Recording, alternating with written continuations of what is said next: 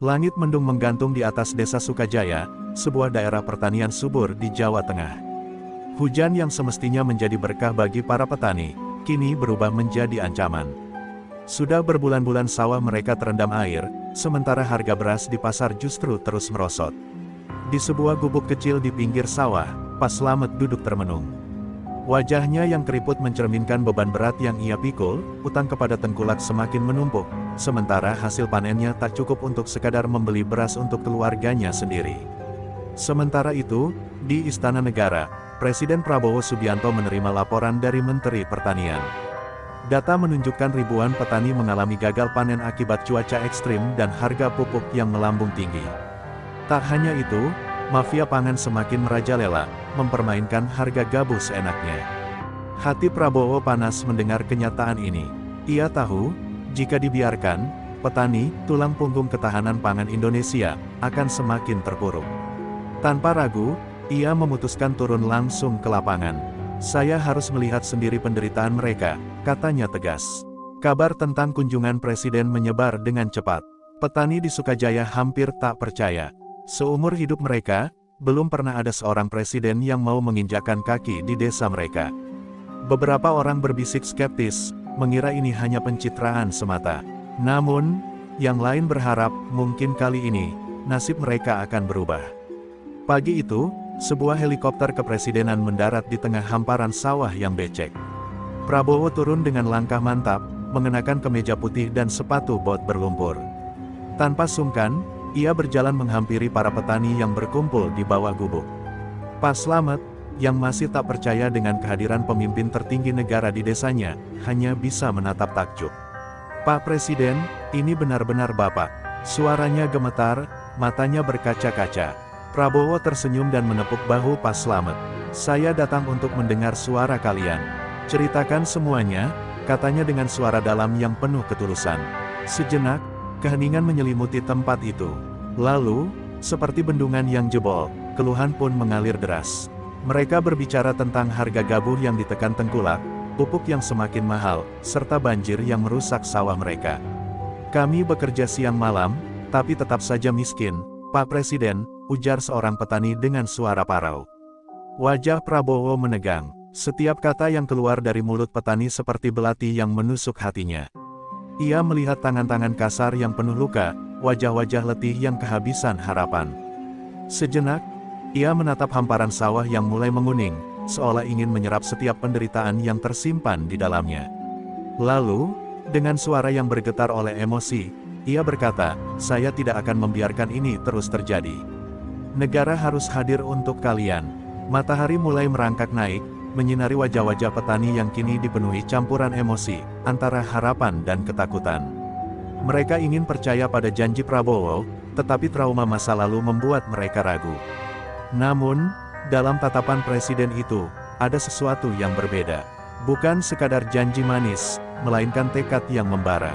Tanpa menunggu lebih lama, Prabowo mengambil lumpur dengan tangannya sendiri dan menginjak sawah yang becek. "Saya ingin merasakan apa yang kalian rasakan," katanya. Para petani tertegun, beberapa menahan tangis. Untuk pertama kalinya, seorang presiden tidak hanya mendengar, tetapi benar-benar turun ke tanah mereka. Dan di sanalah, di tengah sawah yang berlumpur, harapan baru mulai tumbuh. Pak Slamet berdiri terpaku, menyaksikan Presiden Prabowo yang kini berjongkok di sawah berlumpur. Butiran keringat mulai mengalir di pelipisnya, bukan karena panas matahari, tetapi karena beban yang selama ini ia pendam. Suasana di gubuk kecil itu semakin hening. Para petani saling bertatapan, seolah menunggu seseorang untuk berbicara lebih dulu. Hingga akhirnya, dengan suara serak dan tubuh gemetar, Pak Slamet memberanikan diri untuk mengungkapkan isi hatinya. "Pak Presiden, kami ini petani, tapi kami justru kelaparan." Suaranya bergetar, matanya berkaca-kaca. "Sawah ini sudah turun-temurun keluarga kami garap. Tapi sekarang, harga beras semakin murah, sementara pupuk dan benih semakin mahal. Kami bekerja dari subuh hingga petang, tapi tetap saja hidup dalam kemiskinan." Ia terdiam sejenak, menelan gumpalan emosi yang hampir meledak. "Saya sudah kehilangan anak saya, Pak. Dia merantau ke kota karena tak tahan hidup sengsara di desa. Sekarang, tinggal saya dan istri yang bertahan. Sampai kapan, saya tak tahu." Kata-kata itu seperti petir yang menggelegar di telinga Prabowo. Ia menghela napas berat, menatap sawah yang seolah menceritakan kisah pilu para petani. Seorang ibu parubaya maju ke depan, tangannya yang kasar menggenggam erat jari-jarinya sendiri. Tiap panen, harga gabu ditekan, Pak. Kami tak punya pilihan selain menjual ke tengkulak dengan harga murah. Kalau kami menolak, hasil panen kami busuk karena tak ada tempat penyimpanan. Suaranya mulai bergetar, lalu kami berutang untuk membeli pupuk. Tapi utang itu makin besar, sampai kami harus menjual tanah kami sendiri. Seorang pemuda yang berdiri di barisan belakang tiba-tiba berbicara, suaranya penuh amarah. Kami ini bekerja keras, tapi siapa yang menikmati hasilnya? Tengkulak, kartel beras, dan para pemodal. Kami, yang menanam padi, justru mati kelaparan. Matanya merah, rahangnya mengeras, dan tangannya mengepal. Kalau begini terus, lebih baik saya pergi ke kota. Percuma jadi petani kalau kami cuma dianggap sampah. Prabowo mengepalkan tangannya. Ia menatap pemuda itu dalam-dalam, lalu berjalan mendekat. Dengan suara tegas, ia berkata, "Jangan pernah katakan itu. Kalian bukan sampah. Kalian adalah pahlawan yang memberi makan bangsa ini." Matanya menyapu wajah-wajah letih di sekelilingnya. "Jika negara tidak hadir untuk kalian, maka itu bukan kesalahan kalian, itu kesalahan kami, pemimpin-pemimpin kalian." Sejenak, angin bertiup pelan, membawa aroma tanah basah dan dedaunan padi yang mulai menguning. Prabowo mengangkat wajahnya ke langit, lalu mengembuskan napas berat. "Aku sudah melihat sendiri penderitaan kalian. Aku sudah mendengar jeritan kalian. Ini tidak boleh terus dibiarkan." Suaranya dalam, penuh keteguhan. "Aku bersumpah, mulai hari ini, aku akan bertindak." Para petani masih diam. Beberapa di antara mereka saling berpandangan, ragu apakah mereka boleh berharap. Namun, sesuatu dalam tatapan Prabowo membuat hati mereka sedikit lebih ringan. Apakah kali ini benar-benar akan ada perubahan? Apakah mereka masih boleh percaya pada seorang pemimpin? Di kejauhan, matahari mulai condong ke barat, menyinari wajah-wajah yang penuh luka dan harapan. Prabowo melangkah mendekati Pak Slamet dan menepuk pundaknya dengan erat. "Aku tidak akan membiarkan ini terus terjadi, Pak Slamet. Aku janji." Lalu, tanpa ragu, ia kembali menatap para petani di hadapannya. "Bersiaplah, karena pertarungan kita baru saja dimulai." Pagi itu, embun masih menggantung di ujung dedaunan padi saat Prabowo kembali ke sawah bersama para petani. Namun, kali ini bukan sebagai seorang presiden yang hanya meninjau, ia datang sebagai seorang lelaki yang ingin merasakan langsung perjuangan mereka. Dengan lengan baju digulung hingga siku dan celana yang sudah dilipat, ia melangkah masuk ke lumpur, membiarkan tanah basah menyelimuti kakinya. Para petani yang melihatnya tertegun, beberapa berbisik pelan, seolah tak percaya bahwa pemimpin negara mereka benar-benar turun ke sawah. Pak Slamet, yang selama ini tak pernah membayangkan seorang presiden mau berkotor-kotoran di ladangnya, menatap pemandangan itu dengan mata berkaca-kaca. "Pak Presiden, Bapak tidak perlu melakukan ini," suaranya gemetar, campuran antara rasa hormat dan keterkejutan. Namun, Prabowo hanya tersenyum tipis, lalu mengambil seikat bibit padi dari seorang petani tua di sebelahnya. "Jika aku ingin memperjuangkan kalian, aku harus tahu betul apa yang kalian alami," jawabnya. Lalu, di bawah matahari yang mulai merangkak naik, Prabowo membungkuk, mencelupkan tangannya ke lumpur, dan mulai menanam padi satu persatu. Gerakannya memang belum secepat para petani berpengalaman, tetapi ada kesungguhan di setiap jemarinya yang menekan bibit ke dalam tanah. Keringat mulai mengalir di pelipisnya, membasahi wajahnya yang penuh tekad. Para petani, yang awalnya hanya menonton dalam diam, perlahan mulai tersenyum dan ikut bekerja di sampingnya. Tak lama, seorang pemuda bernama Darto memberanikan diri untuk mendekat. Ia adalah pemuda yang sebelumnya marah dan ingin meninggalkan desa. Dengan ragu, ia mengambil cangkul dan menyerahkannya pada Prabowo. "Pak Presiden, kalau Bapak benar-benar ingin tahu rasanya jadi petani, cobalah mencangkul juga," katanya, suaranya penuh tantangan. Prabowo menatap Darto, lalu tanpa ragu menerima cangkul itu. Ayunan pertama terasa berat, tanah berlumpur membuat tenaga yang dikeluarkan harus lebih besar dari perkiraannya. Namun, ia tidak menyerah. Dengan rahang mengeras dan otot menegang, ia terus mencangkul, membuat alur-alur tanah yang siap ditanami. Napasnya mulai memburu, bajunya basah oleh keringat, tetapi matanya tetap tajam. Para petani mulai bertepuk tangan, beberapa bahkan bersorak kecil.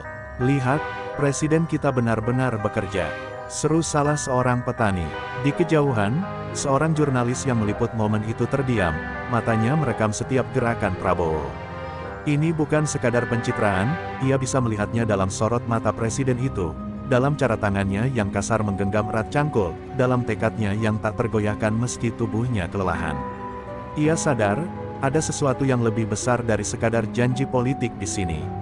Setelah hampir 1 jam bekerja di bawah terik matahari, Prabowo akhirnya berhenti, mengusap peluh di dahinya. Ia menatap para petani yang kini memandangnya dengan cara yang berbeda. Tak lagi dengan keraguan, tetapi dengan rasa hormat yang mendalam. "Aku sudah merasakan sedikit dari apa yang kalian alami setiap hari," katanya dengan suara serak, napasnya masih berat. "Dan aku bersumpah, ini bukan sekadar kunjungan. Aku akan kembali, dan kita akan memastikan pertanian Indonesia kembali berjaya."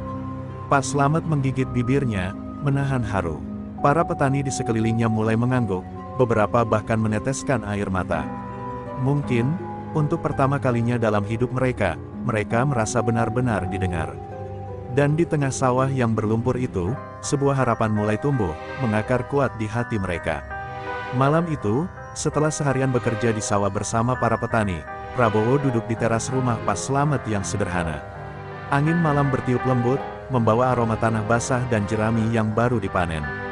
Di sekelilingnya, beberapa petani berkumpul, masih terkejut dengan apa yang mereka alami siang tadi. Namun, di balik kehangatan itu, ada sesuatu yang lebih gelap, sesuatu yang selama ini mereka pendam, rasa takut terhadap tangan-tangan tak terlihat yang selama ini mencengkeram leher mereka.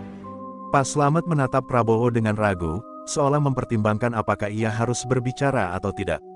Setelah menarik napas dalam, akhirnya ia memberanikan diri. "Pak Presiden, ada sesuatu yang harus Bapak ketahui," katanya lirih. "Masalah kami bukan hanya harga pupuk yang mahal atau hasil panen yang murah. Ada orang-orang di belakang semua ini, orang-orang yang tidak ingin petani sejahtera." Mata Prabowo menyipit. "Maksudmu?" tanyanya, kini lebih serius. Pak Slamet menoleh ke arah petani lainnya, seolah meminta dukungan. Seorang petani muda bernama Darto maju, suaranya bergetar saat ia berbicara. "Kami terpaksa menjual hasil panen ke Tengkulak karena mereka satu-satunya yang mau membeli, tapi dengan harga yang mereka tentukan sendiri. Kalau kami menolak, mereka akan menyebar ancaman, membuat para pemodal menarik pinjaman dari kami, atau bahkan membakar lumbung kami." Suasana mendadak sunyi. Beberapa petani menundukkan kepala, takut jika ada mata-mata Tengkulak yang mendengar. Prabowo mengepalkan tangannya, amarah menggelegak di dadanya. Negara yang seharusnya melindungi rakyatnya, justru membiarkan mereka diinjak-injak. "Jadi ada kartel yang bermain di belakang semua ini?" tanyanya tajam. Pak Slamet mengangguk pelan. "Mereka bukan hanya Tengkulak kecil, Pak Presiden. Mereka punya jaringan besar, dari kota hingga pusat pemerintahan.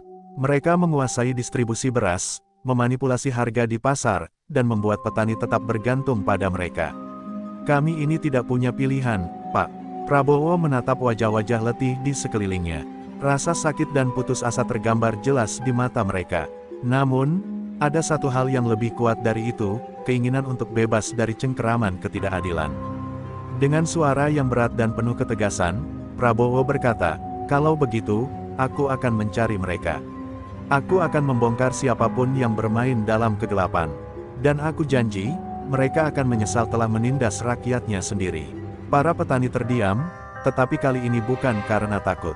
Ada sesuatu yang berbeda dalam udara malam itu, sesuatu yang belum pernah mereka rasakan sebelumnya.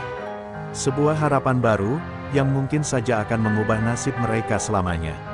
Pagi itu, Prabowo kembali ke Jakarta dengan hati yang berat. Wajah-wajah letih para petani di Sukajaya terus terbayang di benaknya, bersama suara Pak Slamet yang mengungkapkan ketakutan mereka terhadap cengkeraman kartel pangan. Setibanya di Istana Negara, ia segera mengadakan rapat darurat bersama para menteri dan pejabat terkait. Tatapannya tajam, penuh amarah yang tertahan. "Kita sudah terlalu lama membiarkan petani kita diperbudak oleh sistem yang tidak adil," suaranya menggema di ruangan itu. "Mulai hari ini, kita tidak akan diam lagi." Menteri Pertanian, Menteri Perdagangan, dan Kepala Badan Ketahanan Pangan saling bertukar pandang. Mereka tahu Presiden tidak sedang berbicara retorika kosong. Prabowo kemudian memerintahkan investigasi besar-besaran terhadap rantai distribusi beras, menargetkan para tengkulak dan kartel yang selama ini menindas petani. Kita putus ketergantungan petani terhadap tengkulak, katanya tegas. Mulai sekarang, pemerintah akan langsung membeli hasil panen petani dengan harga yang pantas. Namun, tak semua pihak senang dengan kebijakan ini. Di balik layar, para tengkulak besar mulai bergerak. Ancaman mulai bermunculan, baik kepada pejabat yang menjalankan program ini maupun kepada petani yang mulai berani melawan. Di Desa Sukajaya, seorang petani yang berani menolak menjual hasil panennya kepada tengkulak mendapati lumbung padinya terbakar tengah malam. Isu ini segera sampai ke telinga Prabowo. Dengan rahang mengeras, ia berkata, "Kalau mereka ingin bermain kotor, kita pastikan mereka membayar mahal." Tak butuh waktu lama, kepolisian dan KPK turun tangan. Satu persatu jaringan kartel mulai terbongkar. Beberapa pejabat yang terlibat dalam permainan kotor ini pun ikut terseret. Media nasional memberitakan operasi besar-besaran pemerintah dalam membersihkan mafia pangan. Rakyat bersorak, tetapi di sisi lain, ketegangan semakin meningkat. Prabowo sadar, ini baru permulaan dari pertarungan panjang. Di tengah perang melawan kartel, Prabowo juga mulai meluncurkan program revolusi pertanian. Ia menginstruksikan agar teknologi pertanian modern diperkenalkan ke desa-desa, memberikan akses kredit berbunga rendah bagi petani, serta membangun lebih banyak gudang penyimpanan hasil panen. Petani tidak boleh lagi berada di bawah belas kasihan tengkulak, ujarnya saat meresmikan program itu di depan ratusan petani. Di Sukajaya, para petani mulai merasakan perubahan. Harga hasil panen mereka naik, dan untuk pertama kalinya dalam waktu yang lama, mereka tidak lagi merasa tertindas. Pak Slamet, yang dulu hampir kehilangan harapan, kini bisa tersenyum melihat anak-anak muda mulai kembali ke desa, tertarik dengan peluang baru dalam dunia pertanian. Namun, kemenangan ini belum sepenuhnya diraih. Di balik bayang-bayang, sisa-sisa kekuatan kartel masih mengintai, mencari celah untuk kembali berkuasa. Prabowo tahu, ia tidak boleh lengah. Kita sudah memulai revolusi ini, katanya kepada para petani dan menterinya. Dan kita tidak akan berhenti sampai para petani kita benar-benar merdeka. Di kejauhan, matahari mulai terbit, menyinari sawah-sawah yang kini dipenuhi harapan baru. Revolusi pertanian telah dimulai, dan tidak akan ada yang bisa menghentikannya. Di tengah keberhasilan program revolusi pertanian, ancaman baru mulai muncul dari bayang-bayang. Para petani di Sukajaya yang kini menikmati harga panen yang lebih adil mulai menerima ancaman misterius. Beberapa lumbung kembali dibakar, sumur-sumur diracun, dan di beberapa desa lain, petani yang berani menolak menjual hasil panennya ke tengkulak ditemukan dalam kondisi mengenaskan. Ketakutan mulai menyebar seperti wabah. Pak Slamet duduk termenung di teras rumahnya. Tangannya gemetar saat membaca secarik kertas yang diselipkan di bawah pintunya tadi pagi, "Berhenti mendukung pemerintah, atau keluargamu yang akan menjadi korban." Napasnya tersengal, matanya memandang ke arah sawahnya yang kini mulai menguning. Ia tahu, ini adalah peringatan dari kartel pangan yang merasa kekuasaannya terancam. Berita tentang meningkatnya aksi intimidasi ini sampai ke telinga Presiden Prabowo. Dengan rahang mengeras, ia segera menggelar rapat darurat dengan kepolisian dan Badan Intelijen Negara. "Mereka sudah keterlaluan," katanya, suaranya dalam dan penuh ketegasan. "Saya tidak akan membiarkan rakyat saya diteror seperti ini." Ia menginstruksikan pengamanan ketat di desa-desa yang terdampak, serta operasi khusus untuk menangkap dalang di balik serangan ini. Namun, kartel pangan bukan lawan yang mudah. Mereka memiliki jaringan luas, termasuk di dalam pemerintahan. Beberapa pejabat yang selama ini bermain aman mulai panik. Ada yang mulai mengundurkan diri diam-diam, ada pula yang mencoba menyabotase kebijakan baru ini dari dalam. Di media sosial, berita-berita palsu mulai menyebar, menyebutkan bahwa program Prabowo justru merugikan petani. Di tengah situasi yang semakin panas, Prabowo memutuskan turun langsung ke Sukajaya. Malam itu, ia tiba di desa dengan pengawalan ketat. Namun, yang paling mengejutkan, ia meminta para pas-pampres untuk mundur beberapa langkah dan mendekati warga tanpa penghalang apapun. "Saya datang sebagai seorang sahabat, bukan sebagai presiden," katanya dengan suara yang menenangkan. Pak Slamet berdiri di antara kerumunan, hatinya dipenuhi ketakutan dan harapan. Dengan suara gemetar, ia bertanya, "Pak Presiden, apakah kami benar-benar bisa menang melawan mereka?" Prabowo menatapnya dalam-dalam, lalu menepuk pundaknya. Kita sudah memulai perlawanan ini, dan saya bersumpah, kita tidak akan mundur. Jika mereka ingin bermain kotor, maka kita akan melawan dengan hukum dan keadilan. Malam itu, di bawah cahaya bulan yang temaram, Prabowo berdiri di tengah para petani yang menggenggam harapan di tangan mereka. Ia tahu, pertarungan ini belum selesai. Kartel pangan masih kuat, tetapi ada satu hal yang lebih kuat dari mereka, tekad rakyat yang sudah terlalu lama ditindas. Saat fajar menyingsing, Prabowo berdiri di depan hamparan sawah, matanya menatap lurus ke depan. Pertempuran ini belum selesai, gumamnya. Tapi saya bersumpah, Indonesia tidak akan lagi dikuasai oleh mereka yang mempermainkan perut rakyatnya. Dan dengan itu, ia kembali ke Jakarta, mempersiapkan langkah selanjutnya dalam perang melawan para penguasa bayangan. Di Jakarta, suasana semakin mencekam. Investigasi yang dilakukan pemerintah mulai menggoyahkan struktur kartel pangan. Beberapa nama besar sudah masuk dalam daftar tersangka, dan operasi pembersihan terus berlanjut. Namun, semakin dalam Prabowo menggali, semakin jelas bahwa lawan mereka bukan sekadar tengkulak dan mafia beras, ada kekuatan besar yang bersembunyi di balik semua ini. Malam itu, di ruang kerjanya, Prabowo menerima laporan rahasia dari Badan Intelijen Negara. Dokumen yang tergeletak di mejanya mengungkap sesuatu yang mengejutkan, ada keterlibatan pejabat tinggi dan bahkan oknum di dalam pemerintahan sendiri yang selama ini diam-diam melindungi kartel pangan.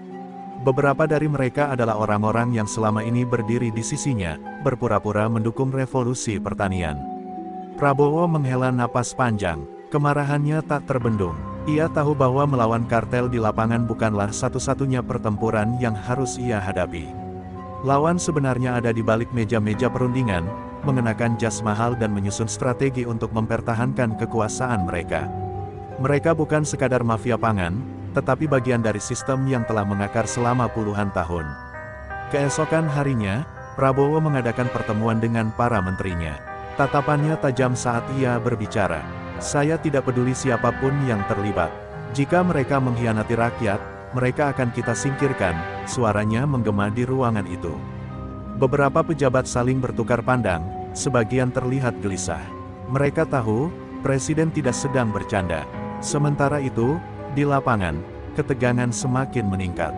Polisi mulai menangkap beberapa tokoh kunci kartel, tetapi serangan balik terus berlanjut. Beberapa desa yang berani melawan tiba-tiba mengalami pemadaman listrik misterius. Stok pupuk mereka menghilang, dan distribusi beras ke pasar tiba-tiba terhambat.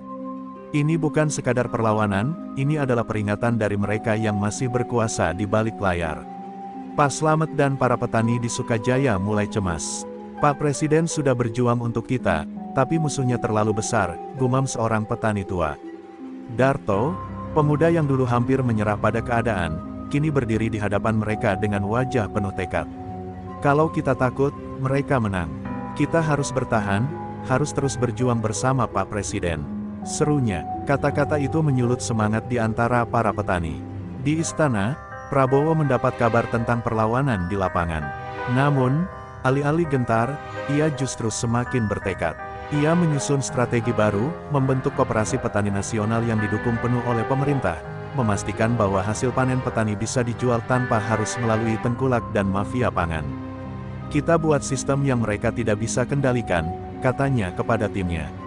Pertarungan ini kini bukan lagi sekadar konflik antara petani dan tengkulak.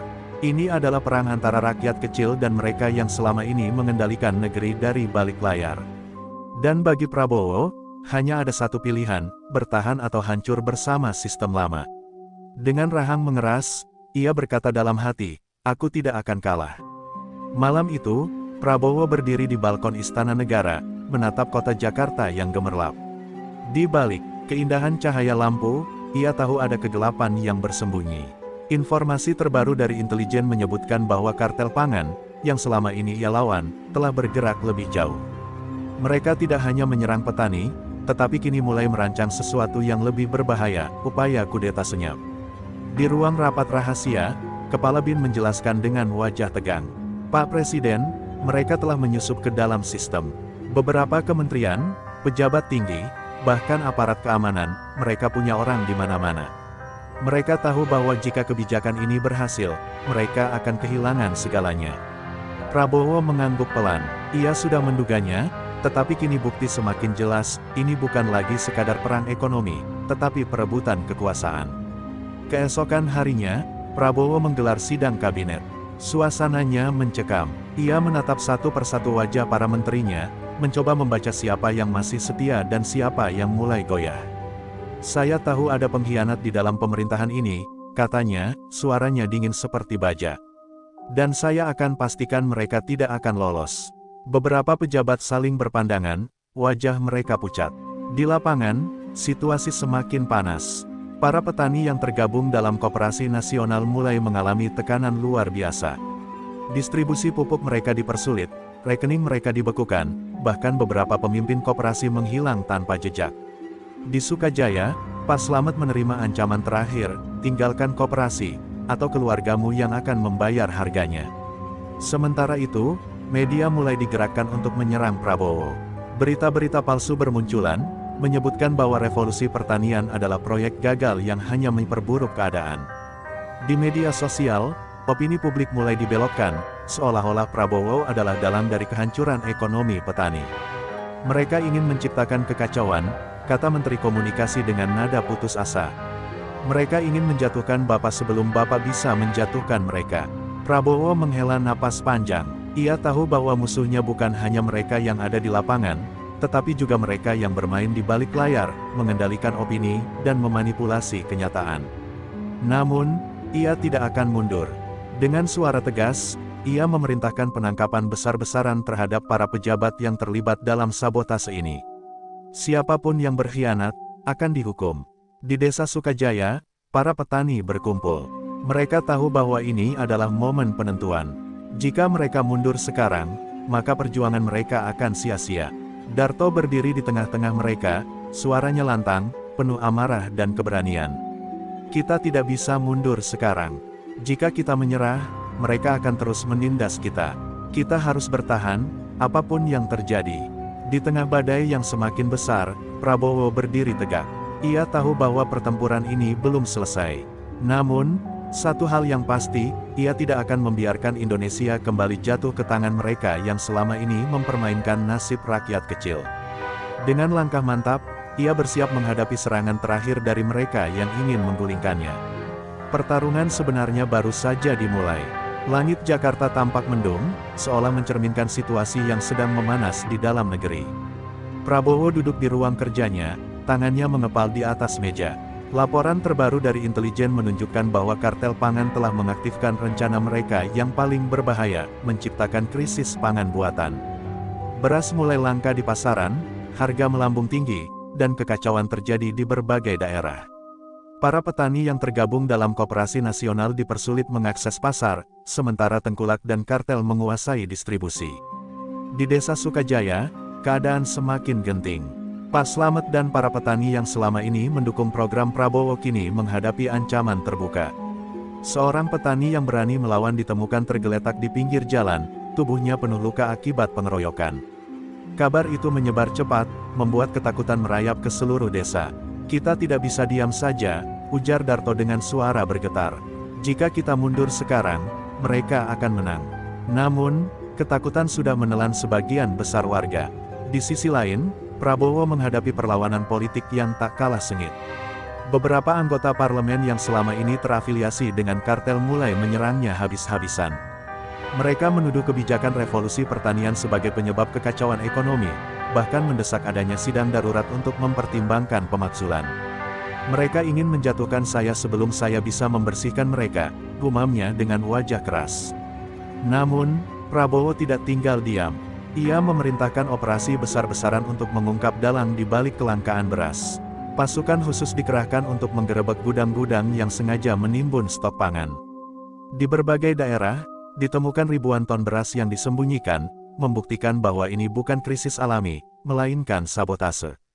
Berita ini segera meledak di media, menggoyahkan narasi yang selama ini dibangun oleh kartel. Saat Prabowo bergerak di level nasional, di Sukajaya, Darto dan para petani yang masih berani melawan mulai mengorganisir perlawanan mereka sendiri.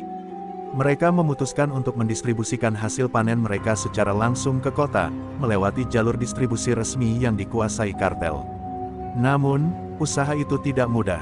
Dalam perjalanan, Mereka dihadang oleh preman-preman bayaran. Terjadi bentrokan sengit, dan meski mereka kalah jumlah, para petani tidak mundur. Mereka bertarung bukan hanya demi panen mereka, tetapi demi masa depan mereka sendiri.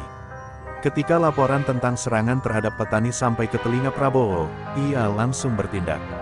"Kita tidak bisa membiarkan mereka sendirian," katanya kepada Menteri Pertahanan. Dengan cepat, ia mengirim satuan pengamanan untuk melindungi para petani dan memastikan distribusi beras bisa berjalan lancar. Ketika pasukan tiba di Sukajaya, mereka menemukan para petani yang kelelahan, tetapi masih berdiri tegak. Prabowo sendiri datang ke desa itu, menatap mereka dengan mata berkaca-kaca. "Kalian telah berjuang lebih dari siapapun. Sekarang giliran negara yang melindungi kalian." Hari itu, sesuatu yang besar terjadi. Untuk pertama kalinya dalam sejarah, petani kecil berhasil mendobrak rantai distribusi yang selama ini menindas mereka. Rakyat mulai melihat siapa sebenarnya musuh mereka, bukan pemerintah, tetapi mereka yang selama ini mengendalikan harga dan pasokan pangan demi keuntungan sendiri. Kartel mulai goyah, dan para pemimpinnya kini menjadi buronan negara. Namun, pertempuran belum selesai. Prabowo tahu bahwa selama akar dari sistem korup ini belum dicabut sepenuhnya, ancaman masih akan terus datang. Dengan tatapan penuh tekad, ia berkata, "Ini bukan akhir, ini baru awal dari kebangkitan petani Indonesia." Malam itu, seluruh Indonesia terjaga dalam ketegangan. Kabar tentang semakin terungkapnya jaringan kartel pangan yang menguasai pasokan beras hingga ke tingkat tertinggi pemerintahan membuat semua orang terhenyak. Prabowo berdiri di depan layar televisi yang menayangkan siaran langsung sidang darurat parlemen, tempat sebagian besar anggota yang terlibat dalam korupsi pangan mulai terpojok. Suasana di ruang kerjanya tegang, meski ia tahu bahwa ini adalah kemenangan besar, pertempuran ini belum berakhir. Di Sukajaya, ketegangan mulai mereda setelah keberhasilan distribusi langsung yang dilakukan para petani. Masyarakat desa mulai mengorganisir diri, membentuk jaringan untuk melawan kartel yang masih mengendalikan banyak sektor penting. Pak Slamet yang kini menjadi salah satu pemimpin Koperasi Petani, berdiri di depan puluhan petani muda dengan semangat membara. "Kita telah membuktikan bahwa dengan bersatu, kita bisa melawan. Namun, ini belum selesai," ujarnya dengan suara tegas. "Kita harus pastikan mereka tidak bisa lagi menguasai negeri ini." Namun, ancaman kartel masih terus datang dari berbagai arah. Kejutan terbesar datang pada malam yang penuh gelap. Sebuah ledakan besar mengguncang kantor Badan Ketahanan Pangan yang baru saja didirikan oleh pemerintah. Bom itu tidak hanya menghancurkan gedung, tetapi juga menewaskan beberapa pejabat penting yang terlibat langsung dalam program perlindungan petani. Serangan itu jelas merupakan pesan dari para penguasa gelap yang merasa terancam. "Mereka tidak akan berhenti sampai mereka menghancurkan segalanya," kata Menteri Pertahanan dengan wajah tegang.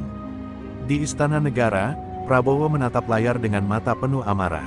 Namun, ia tidak membiarkan emosinya menguasai dirinya. Ia tahu ini adalah permainan besar yang lebih dari sekadar pertempuran fisik. Para pengkhianat ini sudah mengerahkan segala cara untuk menghentikan perubahan yang sedang berlangsung.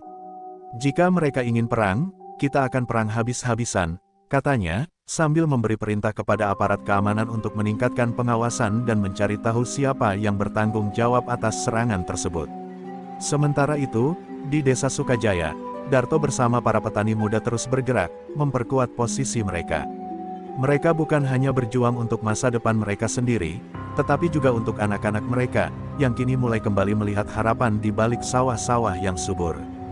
Mereka tahu, meski pemerintah telah memberikan perlindungan, mereka harus tetap berdiri kuat di kaki mereka sendiri.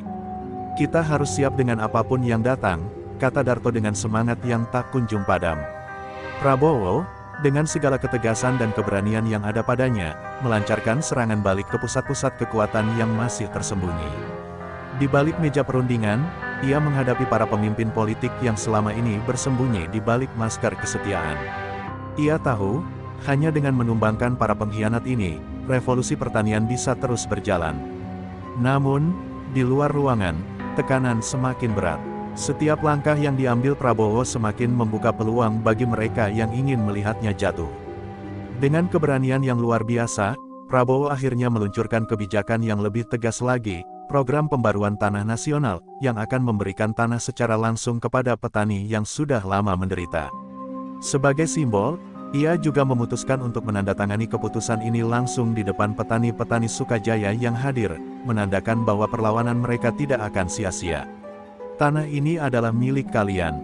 Negara ini milik rakyat, katanya, dengan suara yang menggema di tengah sorak-sorai petani. Namun, meskipun ini merupakan titik balik yang menggembirakan, Prabowo tahu bahwa perjuangan ini masih jauh dari selesai.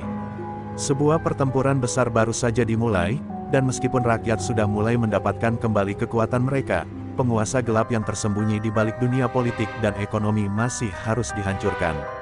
Kita sudah melangkah jauh, tetapi kita belum sampai pada akhir jalan ini, Prabowo berkata, menatap masa depan yang penuh tantangan dengan tekad yang lebih kuat dari sebelumnya.